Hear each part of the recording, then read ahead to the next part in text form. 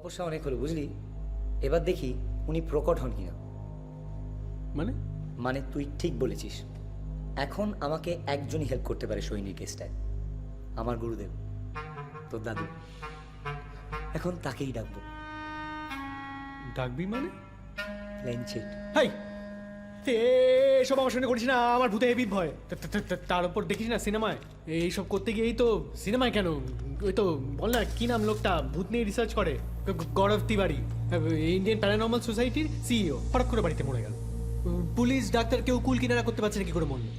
মারা যাবার আগে নাকি বলছিল কদিন ধরে কোনো একটা আত্মা ওকে ডিস্টার্ব করছে। ওর কি? এটা মোমবাতি আর এটা মিডিয়াম। হাই পাগলা নাকি? হ্যাঁ এইসবের মধ্যে আমি নেই।